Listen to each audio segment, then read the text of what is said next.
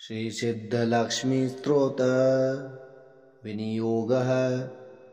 ओम अस्य श्री सिद्धलक्ष्मी स्तोत्र मंत्रस्य हिरण्यगर्भ ऋषि अनुष्टुप्छन्दः श्री महाकाली महालक्ष्मी महासरस्वत्यो देवता श्री बीजं ह्रीं शक्ति क्लीं कीलकं मम सर्वक्लेशपीडा परिहार्थं सर्वदुःखदारिद्र्यनाशनार्थं सर्वकार्यसिद्ध्यर्थं च श्री सिद्धलक्ष्मी स्तोत्र पाठे विनियोगः।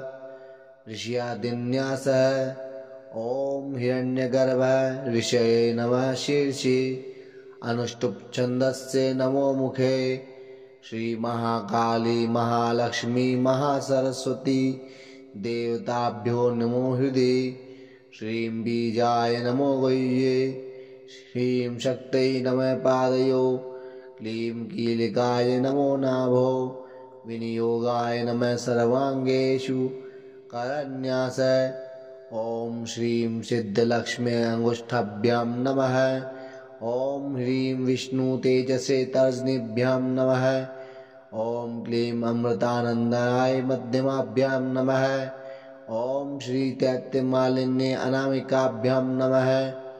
ओम ह्रीं तेज प्रकाशिन्ये कनिष्ठकाभ्यां नमः। ओम क्लीं ब्राह्म्ये वैष्णव्ये रुद्राण्ये करतलकरपृष्ठाभ्यां नमः। हृदयादि शरण्यासः। ओम श्रीं सिद्धलक्ष्मी हृदयाय नमः। ओम ह्रीं विष्णु तेजसे शीर्षे स्वाहा। ओम क्लीं अमृतानंदाय शिखाय वृषटाय नमः। ओम श्रीं दैत्यमालिन्ये कवचाय होम। ओम ह्रीं तेज प्रकाशिन्ये नेत्रत्राय वोषटः। ओम क्लीं ब्राह्म्ये वैष्णव्ये रुद्राण्ये अस्त्राय फटः। ओम श्रीं ह्रीं क्लीं श्री सिद्धलक्ष्मी नमः। तालत्रयं दिग्बध्ननं च कुर्यादः। अथ ध्यानम् बाह्ये च वैष्णवीं वृद्धां षड्भुजां च चतुर्मुखीं त्रिनेत्रां खड्ग त्रिशूल पद्मचक्र गदाधारं पीताम्बरधरां देवी नानालंकारभूषितां तेजपुञ्जीधरीं देवी ध्यायेद्बालकुमारिकाम्।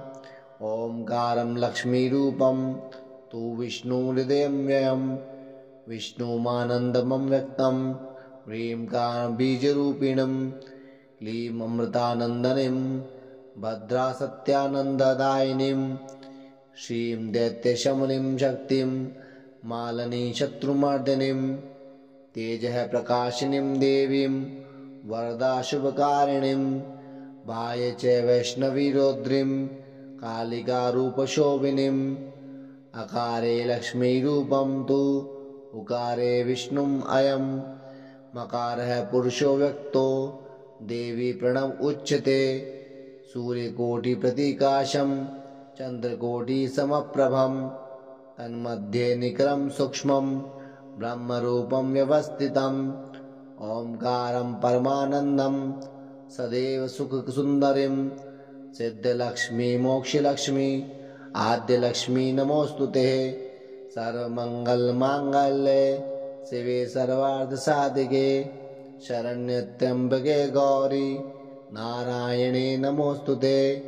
प्रथमं त्र्यम्बका गौरी द्वितीयं वैष्णवी तथा तृतीयं कमला प्रोक्ता चतुर्थं सुन्दरी तथा पंचमं विष्णुशक्तिश्च षष्ठं कात्यायनी तथा वाराही सप्तमं चैव ज्येष्ठं हरिवल्लभा नवमी खड्गिनी प्रोक्ता दशमं चैव देविका एकादशं सिद्धलक्ष्मी द्वादशं हंसवाहिनी। एतत् स्तोत्रं वरं देव्या ये पठन्ति सदा नरः सर्वा पद्मदयो विपुञ्चते नात्र कार्याविचारणः। एकामासं द्विमासं च त्रिमासं मासचतुष्टयं पंचमासं च षण्मासं त्रिकालं ये सदा पठेत् ब्राह्मणः क्लेशितो दुःखी दारिद्र्यमय पीडितः जन्मान्तरशस्त्रो मुच्यते सर्वकिल्बिषेः दरिद्रो लभते लक्ष्मीं पुत्रपुत्रवान् भवेत्। धन्यो यशस्वी शत्रुघ्नो बहिर्चोर्बहेषु च। शाकिनी भूतवेतारः सर्वपापव्याघ्रनिपातने। राजद्वारे सभास्थाने कारागृहे निबन्धने। ईश्वरेण कृतं स्तोत्रं प्राणिनां हितकारकं।